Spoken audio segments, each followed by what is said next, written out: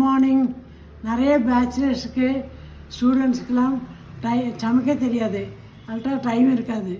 அதனால் easy recipe சொல்லித்தரேன். இன்றைக்கி ஒரு சிம்பிளான வெண்டைக்காய் கறி எப்படி பண்ணுறதுன்னு காமிச்சு தரேன்.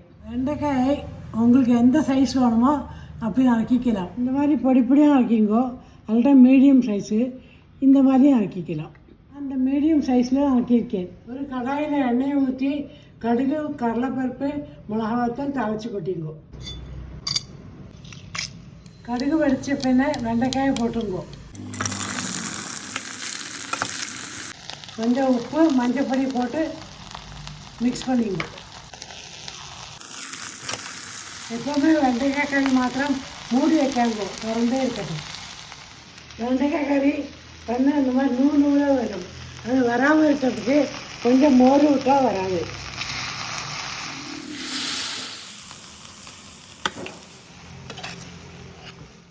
மோர் போட்டோன்னே இந்த கொழுப்பு இருக்கிறல பாருங்கோ.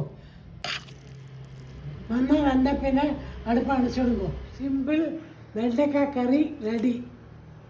மோர் போட்டதுனால கிறிஸ்பியாக வராது, சாஃப்டாக தான் இருக்கும். நீங்களும் ட்ரை பண்ணி எப்படிக்கு சொல்லுங்கோ. பாய்.